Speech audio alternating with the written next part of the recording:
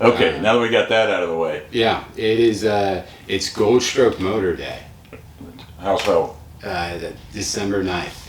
It's a new holiday. That means that you're buying us all lunch tomorrow? No. Oh, I thought it had some hidden meaning. I did buy a bottle of champagne, and I'm about to crack that open when I get home. I don't see it anywhere. Yeah, it's in my truck. Oh, okay. If you want some, we can. Nah, that's okay. It just gives me a headache. Yeah. Well, it gives everyone a headache, but the part that the other part's the good part.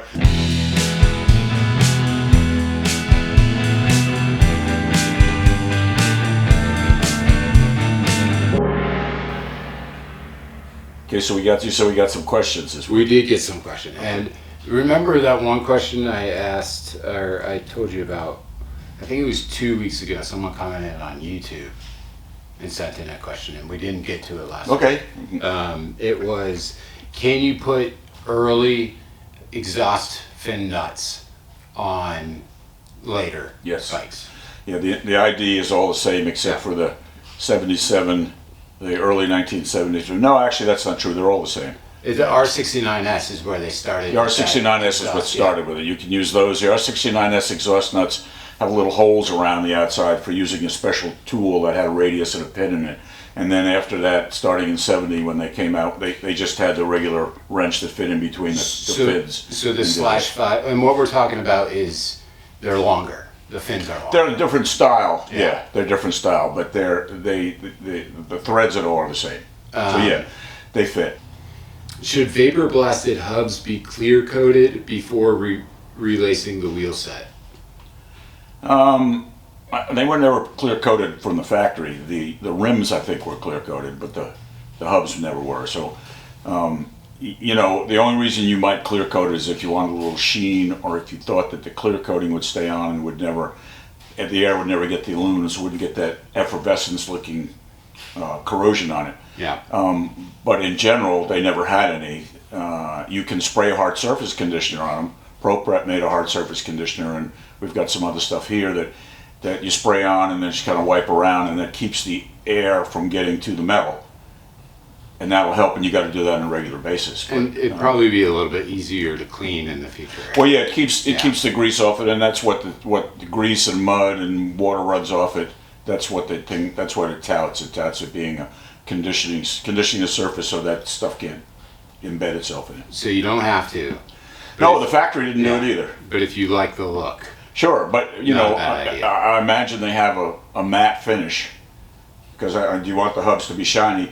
Not to mention the fact that if you put a clear coat on it and you chip the clear coat over the years, then you're going to get places where the air's going to get the aluminum. You're going to start looking blotchy and all that kind of stuff. I didn't think about that. I think if you're that concerned about the wheel being dirty, then either you don't need to drive it where it's dirty, or keep cleaning it every once in a while. But the factory didn't clear coat. And stuff that's vapor blasted it's not like a magnet for dirt. No, actually, what's interesting is if you use a dry blaster, it makes a rougher finish, and so the more textured the finish, the easier stuff sticks to it. Whereas the vapor blaster is a similar type of aggregate, but it's in water, so it's a softer finish. So it's actually not as rough, and it makes it harder for stuff to stick to. What's the highest mileage BMW you've ever seen? Well, 10 or 12 years ago, Joel Rappaport, who lives in Winston-Salem, came to us with his 76 R60 that he had bought new, and he had about 450,000 miles on it at the time, and he wanted to run the iron butt. So we went through the bike for him. He ran the iron butt. We have his book, Hopeless Class. I think we talked about him before. Yeah, and so he ran the iron butt, and he finished, but he didn't qualify, and so 2 years later we did it again for him, turned it into a 750. But that time he had about 550,000 miles on it. He's probably got over 6 now, and then there's a couple in North Carolina who bought their 85 R100 RT new, and I talked to them a couple of months ago, and they've got way over 500,000, probably 550,000 on their bikes. So there's only 2 like that I've worked on. So, but there's plenty of people who have. BMW gives out 100,000, 500,000, million-mile awards. You can document it, but it's not all necessarily on the same bike. Yeah. So both of these people had it on the same bike, which I've got 300,000 on one of mine. So certainly doable. Honestly, yours is probably the highest mileage one I've ever seen. I don't think any bikes come in. We haven't seen anything with that mileage on it recently. We've seen certainly, well, other than Joel's, we've seen other bikes come in with a couple of 100,000 miles on them, but it's a lot of miles. Is riding a bike with a magneto ignition on a multi-day 1,000-mile ride practical? Sure. I mean, magnetos work great. I use them in airplanes for years. Magnetos are self-generating. It's a generator. It makes its own spark. And so, they're probably more dependable than set points and conventional ignition that has to have a battery, because it doesn't have to have a battery. If your battery's dead, then your bike won't start. It also won't run if your charging system is bad, because there's no electricity going to it. A magneto generates its own spark. So, the problem with the magneto is it doesn't work well at high RPM. So, airplanes are geared down, and so they don't turn a lot of RPM, and the old BMWs don't turn a lot of RPMs, and so they work fine. If you weren't wrenching boxer airheads, what others, if any, might appeal to you? As far as motorcycles go, I don't know much about any other motorcycles. A little bit about the Honda Transalp. Yeah, but I don't, don't know much about them. Don't have, It probably wouldn't be your life, maybe. No, nah. If you're asking me what I would be doing if I wasn't working on motorcycles, that's a different question than what other motorcycles would I be working on. I kind of feel the same. I don't think anything would have drawn me in to working on things for a living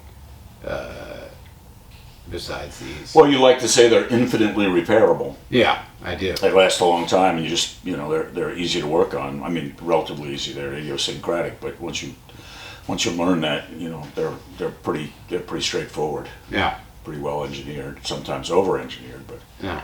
If I was riding a bike, it would be a Triumph if BMW airheads didn't exist, and I'd probably be working at Target, pushing carts around. I remember asking you if you had any idea what you wanted to do, and you said no. And now here we are 5 years later. That's not quite true. Well, yes, it is. I asked you didn't have a notion as to what you wanted to do in the future. But I told you I wanted to do whatever I wanted to do. Well, which doesn't answer my question at all. No, but it's a lifestyle. It's not necessarily an occupation. Okay. Having both freedom financially and I'm a little more. Well, I mean, everybody wants that. That doesn't need to be said. Yeah. Do you want to do what you want to do, and you want to get paid for it, or you want to be in a position? There's a difference between wanting money and wanting financial freedom, I think. Well, I don't think you can have financial freedom without money, can you? It's true. Yeah. They're similar but different. Yeah. I feel like we should finish that story. Okay. So I told you I wanted to do whatever I wanted to do. And you said, well, you're pretty good at cleaning stuff. Why don't you work at a car wash? But you said it so genuinely. I was like, all right. Working at the car wash. Yeah. Oh, good movie. Not to dismiss anyone who works at a car wash. Right. But, Right.